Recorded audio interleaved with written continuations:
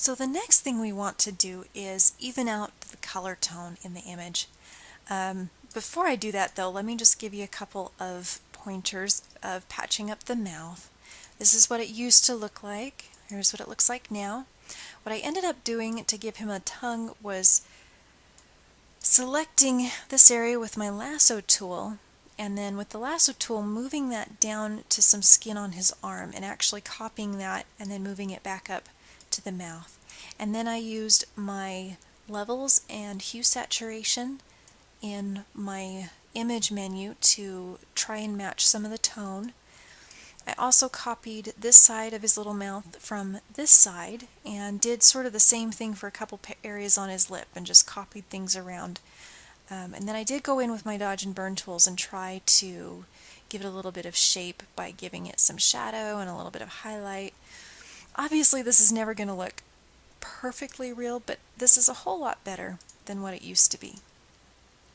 Next, let's take care of this yellowing that's going through the whole thing. This would probably be easiest to create grayscale. So I am going to go up to Image, Mode, and change it to Grayscale. It's going to ask if you want to say flatten. Say don't flatten, and then discard. So this will make it go grayscale, which will automatically get rid of all of that yellowing. And now what we really need to worry about is making sure that areas like right here where it looks like the paper bent a little bit have less of the highlight. So grab your dodge burn tool and lower the opacity quite a bit. Now remember, when you just click with it, it will lighten, and if you hold Option and click, it will darken. So 20% might even be a little bit much. And I'm just going to very carefully come into these areas and just spot click here and there to even those out. And I'm looking for other areas too that could use that same sort of treatment. The other thing you can do is come into areas that are supposed to be quite dark and make them a little darker just to pop those shadows, although we will pull up the levels adjustment here in a minute. I'm going to try and smooth out his little baby cheeks right through here where that tape was removed. As shadows get added, it makes it look like the flesh is curving and rolling, and we just know with little baby faces that's really not what happens. So you can play with that as much as you'd like. I'm going to call that good for now.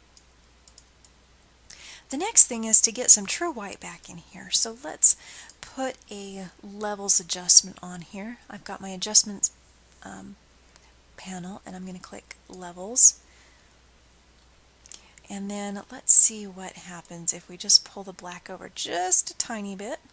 That will darken the blacks, and then let's pull the white over just a hair. You don't want to have things start disappearing, so only move it over just a tiny bit.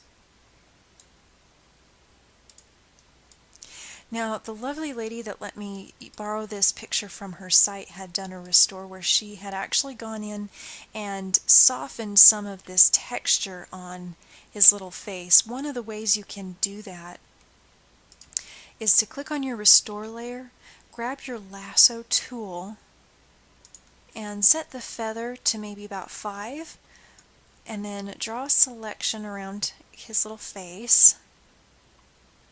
I keep saying his, I think, because this little boy reminds me of one of my brothers when he was a little baby. I thought he looked like a little leprechaun. And then copy, Command C, and paste, Command V, which will put his face on its own layer.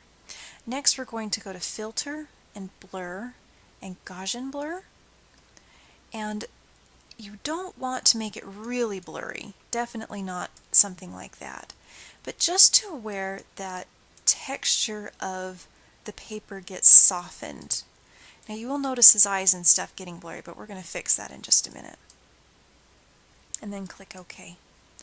Next, just grab your eraser tool, and you want to have a kind of fuzzy brush set for that, and come back in and erase that blur from the detail areas of his little face.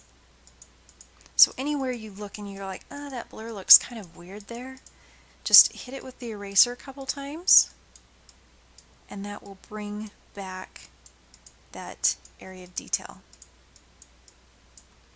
So places where his skin folds are good spots along the edges of his nostrils.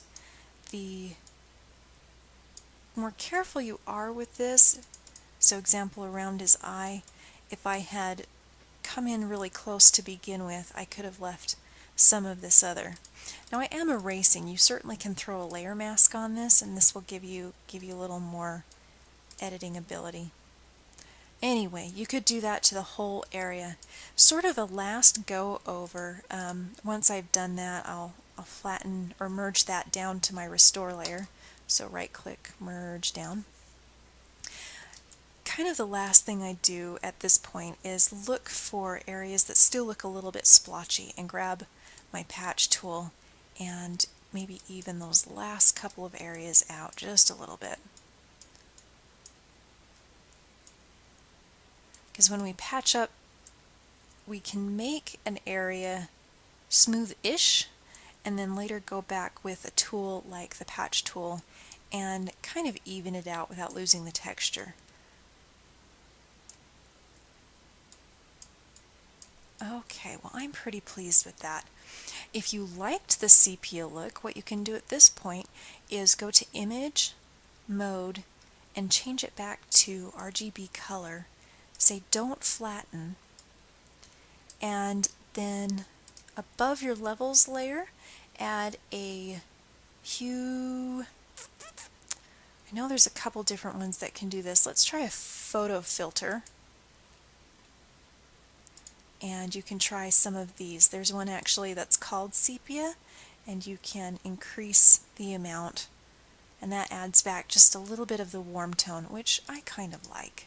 So I would save this as my Photoshop copy with all of my layers, and then save off either a high resolution JPEG or maybe even a TIFF with no layers if I wanted a really good high copy of a flat file to take to a printer. And that was rather extensive, but that was a rather extensive restore, and I'm pretty pleased with the results. I hope you are too.